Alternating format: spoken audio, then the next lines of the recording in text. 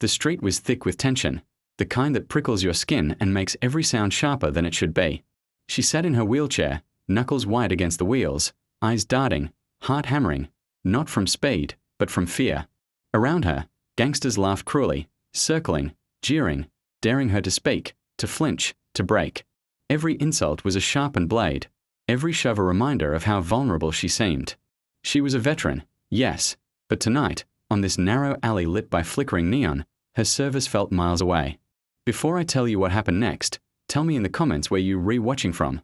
I love knowing who is listening. Her name was Captain Lila Armstrong. Life had tested her in ways few could imagine. Wounded in deployment, confined now to a wheelchair, but her mind, her instincts, her courage remained unbroken. She knew fear, it was familiar, but she also knew the power of waiting, of observing, and of striking when the moment demanded. The gangsters closed in, confident, cruel, unaware that this was no ordinary target. Their laughter bounced off the brick walls, mingling with the hum of distant traffic and the faint scent of rain-soaked asphalt. Lila's hands gripped the wheels, her breaths were measured, her posture calm despite the adrenaline flooding her veins. She had faced far worse, but this was different. These were civilians, untrained and violent, and her mobility limited. She was cornered, but not defeated. From the shadows, 8 figures appeared, moving with silent precision, boots muted against the wet ground. Navy SEALs, veterans of the harshest operations, had tracked her distress call and arrived just in time. They fanned out, forming a perimeter around the gangsters, eyes cold, bodies coiled like springs ready to strike. The leader of the group froze mid-laugh, sensing something shift in the air. The SEALs did not rush in immediately. They did not yell or threaten. Their presence alone was enough, a wall of silent authority. Every detail mattered, the twitch of a hand, the weight of a stance, the subtle shift in posture. Lila watched, heart still pounding, but a small measure of relief trickled in. She knew these men, she trusted them implicitly. The gangsters hesitated, exchanged uncertain glances. The fearless, mocking facade began to crack. Sweat glistened on their foreheads under the harsh streetlights. The sound of distant traffic, once background, now seemed louder, emphasizing the weight of the moment. The alley had transformed from a site of fear into a stage of judgment. One of the gangsters stepped forward, sneering, thinking they could intimidate these newcomers. But the SEALs reacted as one, a synchronized movement honed by countless missions. Boots pivoted, hands went to weapons, eyes locked. The air vibrated with tension. A heartbeat could have been heard.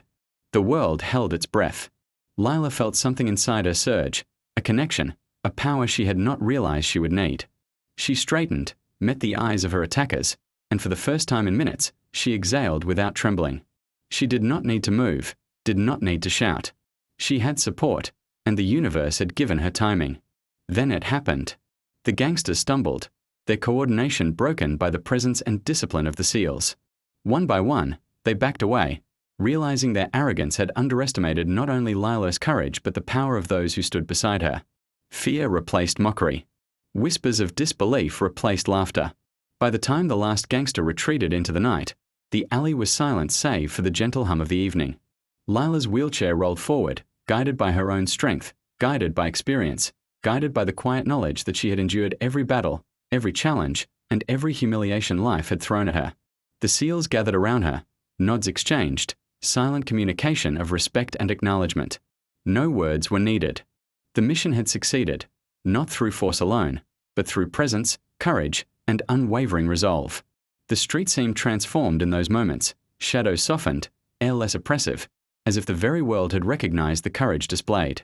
Passers-by who had witnessed the standoff whispered among themselves, a murmur of astonishment spreading down the alleyway.